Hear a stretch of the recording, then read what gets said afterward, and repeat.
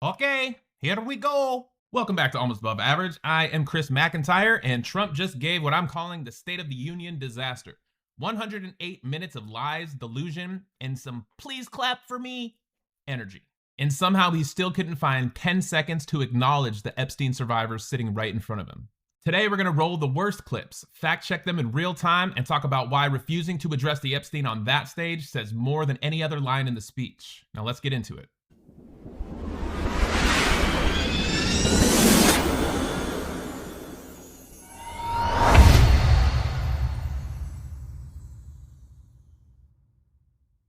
Let's start with the opening, because within the first minute, he's already selling a fantasy America that does not exist outside of his teleprompter.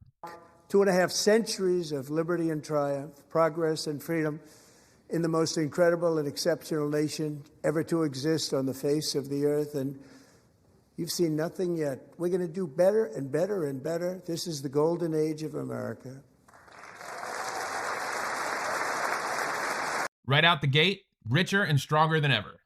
Fact checkers from CNN, NPR, PBS, the AP, everybody all say the same thing. The economy is not in some historic golden age. Growth has slowed. Inflation has come down, but it's not plummeting like they say. And most Americans tell pollsters they feel worse off compared to a few years ago. This is classic Trump. If he says stronger than ever enough times, he thinks your grocery bill will be too confused to argue with you. Next up, immigration. This might be the biggest whiplash moment in the whole speech. Hey, real quick, if you made it this far in the video, please know that I appreciate it more than you know. If you would, please take a second to hit subscribe, smash that like button, and drop a comment so I know you're rocking with me. And if you're new here, welcome to the Almost Above Average podcast. I'm Chris McIntyre, and around here we push back on the MAGA lies, we break down the political circus, and we share empowering stories from real people actually living this stuff. So hit subscribe, join the community, and let's keep this thing going. Back to the video. Today, our border is secure. Our spirit is restored. Inflation is plummeting. Incomes are rising fast. The roaring economy is roaring like never before. And our enemies are scared. Our military and police are stacked. And America is respected again, perhaps like never before. He says our border is secure, like we don't have Google. Fact checks point that our unlawful crossings are still high by historical standards, and his own administration keeps using the border crisis line to justify detention spending and crackdowns. And in the same speech, he fearmongers about migrant crime, throws out inflated numbers about murders coming across the border, and repeats myths about the election, cheating tied to non-citizens voting. In which millions and millions of illegal aliens poured across our borders, totally unvetted and unchecked. We now have the strongest and most secure border in American history by far. All rated false or pants on fire by every outlet that bothered to count. This is like saying your house is secure while you stand in front of a broken door yelling about burglars. Pick a freaking lane. Then he hits the economy again, but this time with specifics. And they're still all wrong. Today, our border is secure. Our spirit is restored. Inflation is plummeting. Incomes are rising fast. The roaring economy is roaring like never before. And our enemies are scared. Our military and police are stacked. And America is respected again, perhaps like never before. PolitiFact, CNN, and NPR all basically say, no, it's not. Inflation has come down from its peaks, but it's not plummeting. And wage growth adjusted for inflation is not some unprecedented rocket ship. Meanwhile, the Fed's own folks are warning about planned layoffs and a shaky labor market in 26.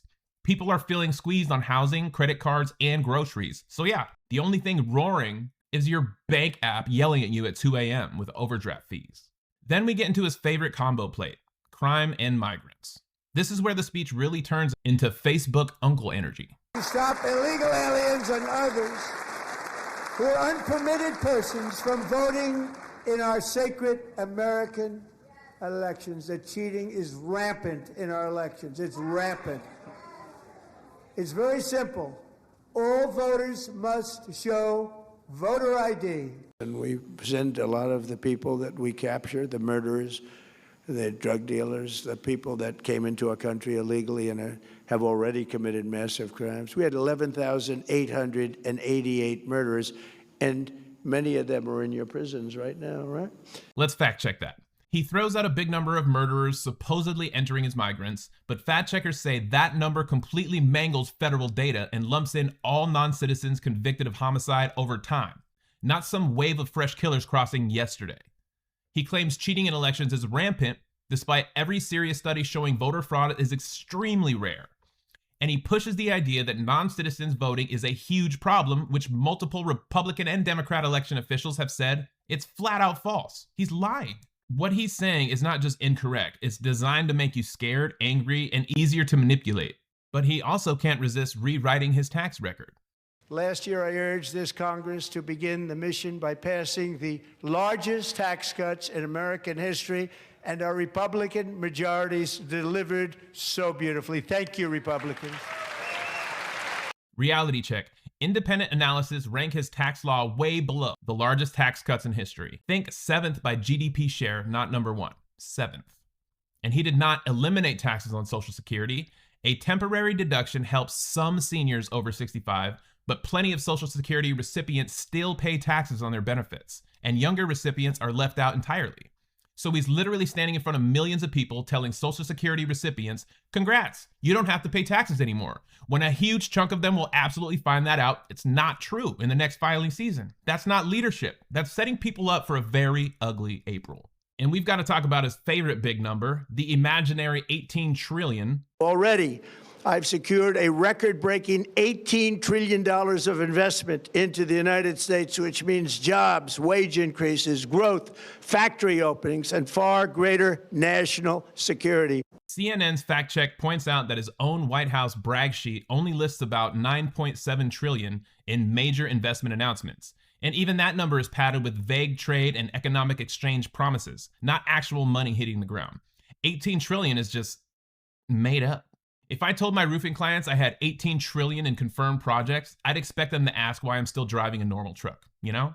Now let's talk about what he didn't say, because sometimes silence is the loudest part of a speech. More than a dozen Epstein survivors were at the State of the Union this year, invited by Democrats who explicitly said that they were there to demand the full release of the Epstein files, as required by law, and to remind Trump that the powerful do not get to bury this. Survivors of Epstein's abuse and 2 family members who tell me they feel that the Justice Department is not taking accountability. We've got that conversation here on our NBC News Now special coverage. Thank you all so much for being here.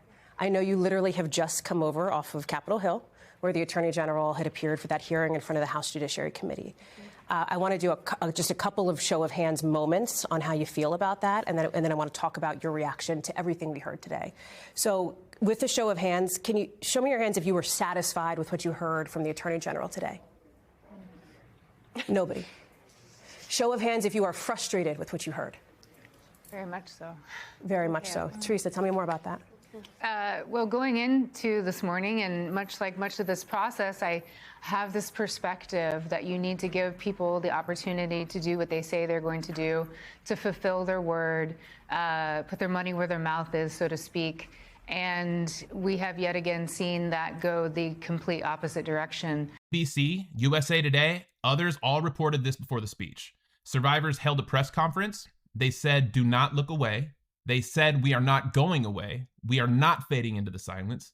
They said they would keep coming back until all the Epstein documents are released. And good on them. And what does the President of the United States do with those women literally sitting in the room? He says absolutely nothing. He doesn't acknowledge them at all. He doesn't look them in the face. No promise of transparency. No, we will release the files moment. Not even a generic, we see you. Nothing from the President of the United States to the survivors of the Epstein scandal. Your job is to make the nation feel like you want the truth on the table. And if, in that moment, with survivors in the balcony, cameras on you, and the whole world watching, you still won't even say their names or promise to release the files, you are telling us everything we need to know. Does that make you legally guilty? That's for the courts. But morally, public trust-wise, if you won't address it, you are acting guilty. Innocent people don't run from transparency. They sprint toward it. So Trump's State of the Union disaster wasn't just long. It was packed with lies about the economy, immigration, crime, taxes, and fantasy trillions. And then it skipped the one thing that could have shown real courage, facing Epstein survivors and promising full transparency. And if you want more breakdowns where we roll the tape, check the facts, and we talk about what this means for real people, hit like, drop a comment with the worst lie that you heard in the speech, and subscribe to the Almost Above Average podcast on YouTube. I'm Chris McIntyre. Thank you for watching. We'll see you on the next one. Peace.